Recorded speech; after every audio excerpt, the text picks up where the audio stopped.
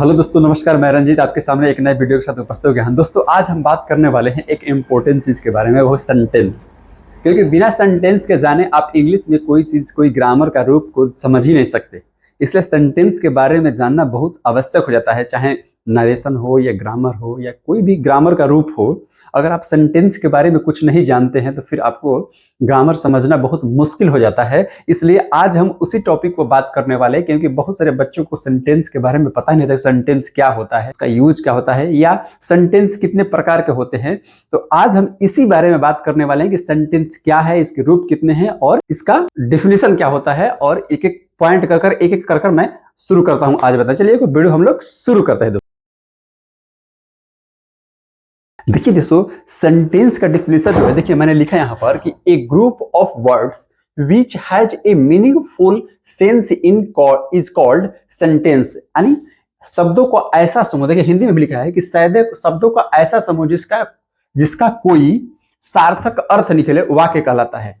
जो शब्द होते हैं, एक एक वर्ड शब्द क्या कहलाते हैं, जैसे माने वर्ड को मिलकर, अल्फाबेट मिलकर शब्द, जैसे वर्ड WARD वर्ड है तो ये क्या हो गया, एक शब्द हो गया। तो ऐसे शब्दों को मिलाकर एक समूह बनता है। उस समूह से अगर एक सार्थक अर्थ निकलता है तो वही सेंटेंस दोस्तों कहलाता है। जैसे ये देखिए डिफिनेशन भी लिखा है, आप नोट कर सकते हैं कि a group of words which has a meaningful sense is called sentence. या शब्दों का ऐसा समूह जिसका कोई सार्थक अर्थ निकले वाक्य कहलाता है। तो ये हो गया आपका डिफिनेशन कि अगर अनेक शब्दों को मिलाकर अगर एक सजा दिया जाए रूप में और उसका कोई सार्थक अर्थ निकलता है, कोई अच्छा मीनिंग निकलता है, तो वो क्या कहलाता है। जैसे एक एग्जांपल देते हैं कि जैसे कि राम घर जाता है, यहाँ पर राम एक वर्ड हो गया, घर एक वर्ड हो गया, जाता एक वर्ड हो गया और है वर्ड, यानी कुल मिलाकर 5 वर्ड मिलते हैं। और 5 वर्ड का मिलता है कि राम जो है व्यक्ति है, कहीं जा रहा है, अपने घर जा रहा है, तो ये एक सेंस निकलता है। तो ऐसे ही हम इसी कहते हैं, हम लोग सेंटेंस कहते हैं। अब आते हैं दोस्तों कि सेंटेंस का जो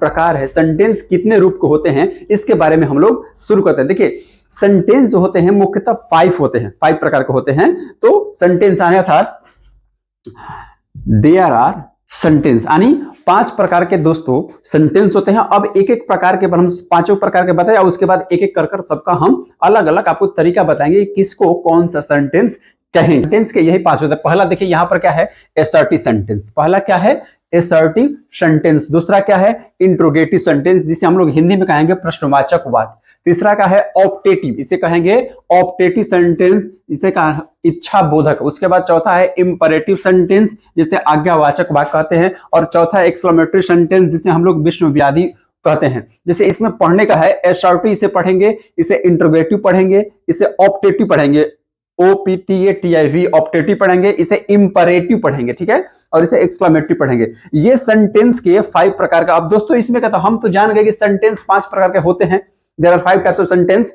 अब इसका ये जान गया कि ये सेंटेंस होते हैं, लेकिन इस सेंटेंस को अब मान लो बहुत सारे सेंटेंस होते हैं, तो कौन सा सेंटेंस किस में आएगा। 5 प्रकार की होते हैं तो इसमें कौन सा सेंटेंस किस में आ जाएगा, यही मेन कंफ्यूजन होता है कि इस असर्टिव सेंटेंस में कौन कौन सेंटेंस आ जाएंगे, इंपरेटिव में कौन कौन सा सेंटेंस आ जाएंगे। यही लड़कों के अंदर यानी छात्रों के अंदर कंफ्यूजन हो जाता है कि किसको किस के कैटेगरी में हम लोग बांटे। और नरेशन बनाते समय भी आपको बहुत दिक्कत होती है। तो हम एक एक कर सबका एक्सप्लेन करते हैं कि क्या क्या इसमें किसके अंतर्गत कौन सा सेंटेंस आता है। तो एक एक कर टॉपिक को हम लोग व्याख्या कर देते हैं ताकि आपको बिल्कुल समझ में आ जाएगा कि सेंटेंस के बारे में क्या चीज होती है। दोस्तों सबसे पहले हम बात करते हैं असर्टिव सेंटेंस के बारे में, जो कि असर्टिव सेंटेंस से होता है सामान्य वाक्य। देखिए असर्टिव सेंटेंस को 2 कैटेगरी में बांटा गया है। एक कैटेगरी होता है यस वाला और एक कैटेगरी होता है नो वाला।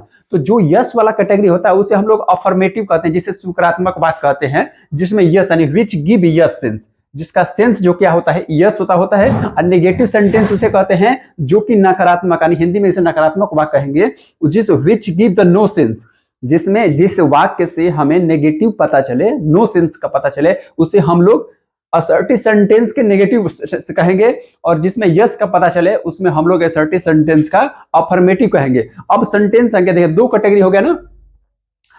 असर्टिव सेंटेंस की बात आ गई तो असर्टिव सेंटेंस में जो भी बातें हो, अगर उसमें नहीं की बातें हो तो भी असर्टिव सेंटेंस है, अगर यस की बातें हो तो भी असर्टिव सेंटेंस। देखिए एग्जांपल से आपको समझ में आ जाएगा कि दोनों कैटेगरी को बांटा गया है, एक अफर्मेटिव में एक नेगेटिव में। असर्टिव सेंटेंस को 2 कैटेगरी में बांटा है, एक अफर्मेटिव और नेगेटिव में। अब एग्जांपल से हम समझिए कि असर्टिव है क्या और उसका नेगेटिव अफर्मेटिव क्या है। अब यहाँ पर आप देखिए कि जो अफर्मेटिव सेंटेंस में क्या है, देखिए you are a good student, यहाँ पर है कि सी लव्स यू। इसका मतलब क्या हुआ कि जो भी सामान्य बात कही जाएगी वो अफर्मेटिव सेंटेंस में होगा। जैसे you are a good boy, चाहे सीज वह घर जाती है, वह घर नहीं जाती है, वह मुझसे प्यार करती है, आप बहुत अच्छे हैं, वह काला है। इस तरह के जितने भी सेंटेंस होंगे वो सभी क्या होंगे, असर्टिव सेंटेंस के अंतर्गत आएगा। अगर इनमें नेगेटिव वर्ड भी होगा, जैसे यहाँ पर देखिए she is not a good girl, यहाँ पर है ना she is not a good girl, यहाँ पर नॉट लगा हुआ है, ये भी असर्टिव ही है, लेकिन क्या है कि असर्टिव के नेगेटिव फॉर्म में है, ठीक है।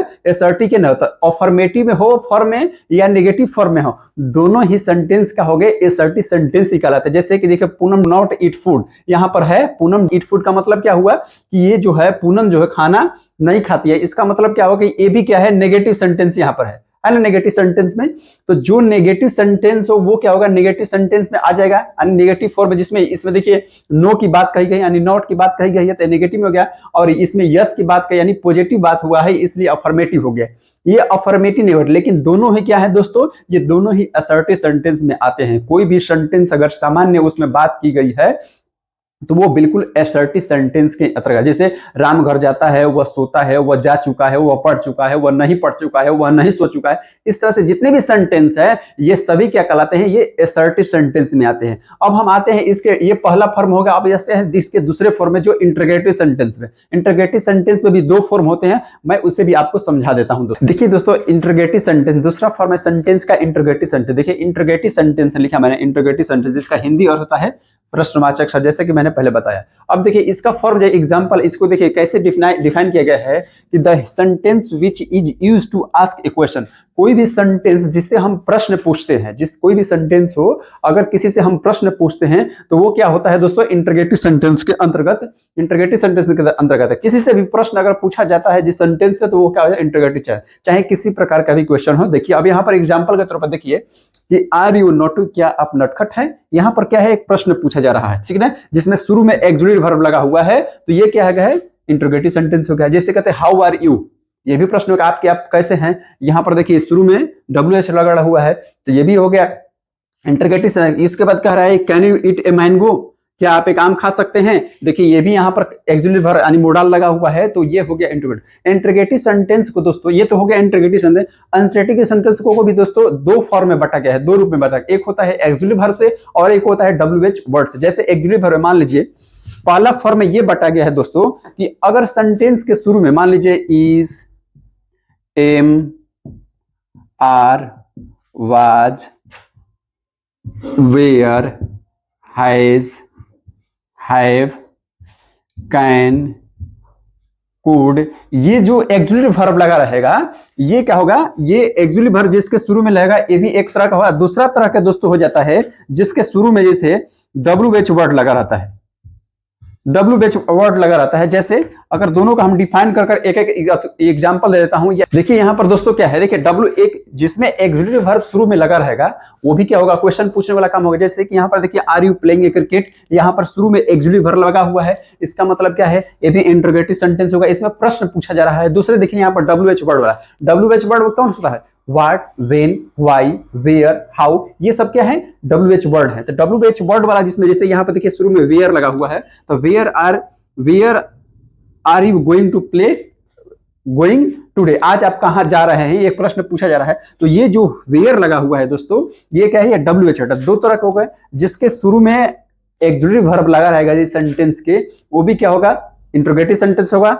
जिसके शुरू में WH लगा रहेगा वो भी इंटरोगेटिव सेंटेंस है। इंटरोगेटिव सेंटेंस के दो फॉर्म हो गए, एक एक्सिलरी वर्ब वाला और एक हो गया WH वर्ड वाला। तो ये हो गया आपको इंटरोगेटिव सेंटेंस की जिसमें प्रश्न पूछा जाए, चाहे WH से चाहे एक्सिलरी वर्ब शुरू में लगाया, तो वो इंटरोगेटिव सेंटेंस कहलाएगा। जैसा कि इंटरोगेटिव सेंटेंस आप समझ गए। अब आते हैं हम लोग तीसरे सेंटेंस से, इंपरेटिव सेंटेंस। हम लोग बात करते हैं तीसरे सेंटेंस के। देखिए तीसरे सेंटेंस का है इंपरेटिव सेंटेंस, जिसे हम लोग आज्ञा या निवेदन वाचक सेंटेंस कहते हैं। इसमें देखिए इसका डेफिनेशन मैंने लिखा हुआ है दोस्तों कि the sentence which express order, request and command.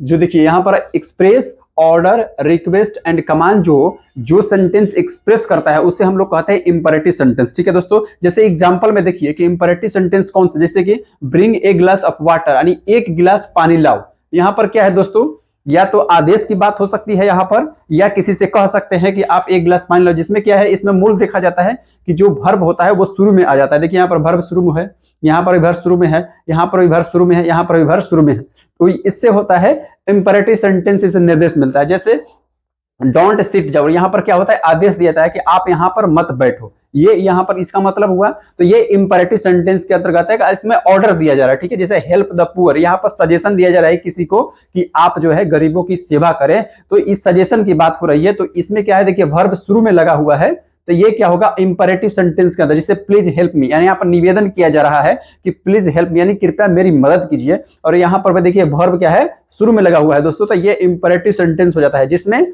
आज्ञा की गई हो, रिक्वेस्ट की गई हो, या किसी की कमांड की गई हो, या सजेशन दी गई हो, तो वैसे सेंटेंस को हम लोग इंपेरेटिव सेंटेंस कहते हैं। जैसे अब क्या है कि हमें गरीबों की सेवा करनी चाहिए, अगर ये सेंटेंस रहेगा तो ये इंपेरेटिव सेंटेंस में दोस्तों नहीं होगा। मैंने बताया कि अगर शुरू में वर्ब लगा रहता है खासकर तौर पर, तो उसे ही हम लोग इंपेरेटिव सेंटेंस कहेंगे। इसमें देखिए सबके ये शुरू में क्या है, वर्ब लगा हुआ है। यहाँ पर देखिए वर्ब है, यहाँ पर वर्ब है, यहाँ पर वर्ब है, और यहाँ पर भी वर्ब है। शुरू में वर्ब है सेंटेंस के शुरू में।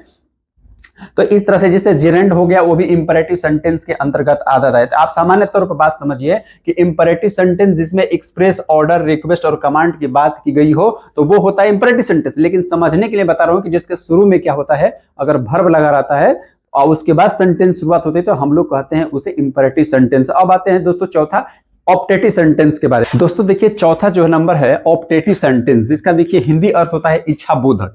इच्छा बोधक की हिंदी अर्थ से ही आप समझ गए होंगे कि इसका मतलब क्या होता है, इच्छा जाहिर करना। तो इसका ऑप्टेटिव सेंटेंस जो होता है चौथे नंबर पर है। तो ऑप्टेटिव सेंटेंस को इच्छा बोधक हिंदी में कहते हैं हम लोग दोस्तों। और इसका देखिए हिंदी क्या हो, देखिए कि the sentence which express wish and desire, यानी जिस सेंटेंस में हो विश मतलब क्या होता है, इच्छा। इच्छा इसमें मतलब होता है चाह, ठीक है। तो इससे जो जाहिर होता है, यानी जिसमें विश और डिजायर की बात की जाए अपनी, तो वो क्या होता है दोस्तों, ऑप्टेटिव सेंटेंस के अंतर्गत है। जैसे इसका डिफिनेशन ही हमने बता दिया आपको कि the sentence which express wish और desire is called the optative sentence. जैसे एग्जांपल के तौर, जैसे कि मे यू लिव लॉन्ग, आपकी उम्र जो है लंबी हो, ऐसी कल्पना नहीं, हमारी इच्छा है। तो ये क्या है, ऑप्टेटिव सेंटेंस होगा। देखिए यहां पर है ना, ये जो साइन है ऑप्टेटिव सेंटेंस का भी साइन। अब देखिए यहां मे गॉड ब्लेस यू, यानी मे गॉड ब्लेस यू, भगवान आपको आशीर्वाद दे, ठीक है।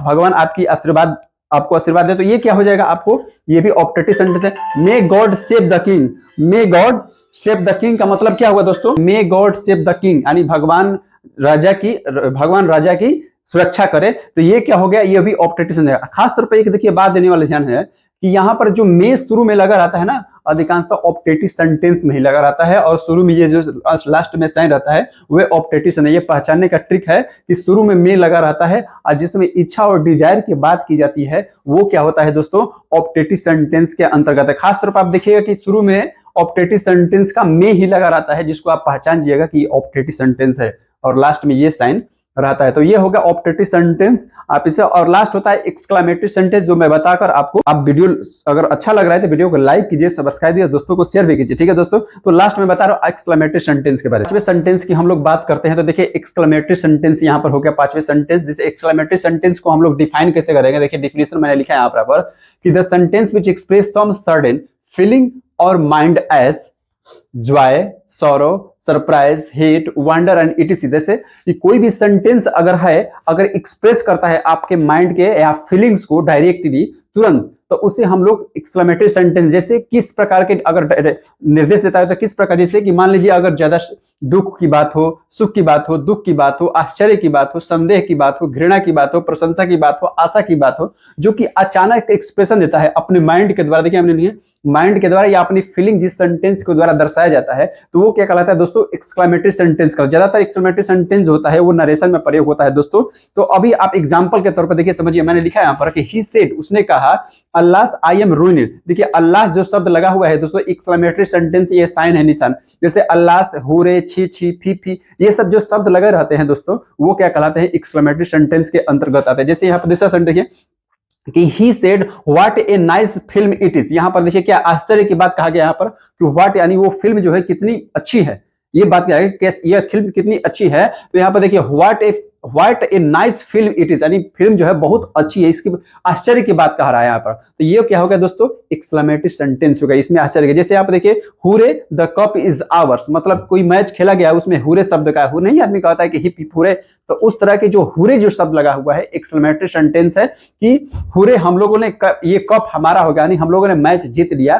तो ये जो सारे शब्दों का प्रयोग होता है, hurray, win the match, what a nice girl, what a beautiful girl, ये जो आश्चर्य की बात हो या दुख की बात हो या आश्चर्य संदेह की बात हो, प्रशंसा की बात हो, तो ऐसे सेंटेंस को हम लोग जो सो एक्सक्लेमेटरी सेंटेंस कहते हैं। आशा करता हूं कि सेंटेंस के बारे में टोटल आपको समझ में आ चुका होगा। अगर किसी प्रकार कोई त्रुटि हो तो आप कमेंट में हमें बता सकते हैं, उससे भी मैं दूर कर दूंगा। सेंटेंस के 5 रूप जो है मैंने एक एक करके एक्सप्लेन कर दिया है। आगे भी वीडियो ऐसे ही देता रहूंगा। वीडियो को लाइक कीजिए, सब्सक्राइब कीजिए और दोस्तों को शेयर कीजिए।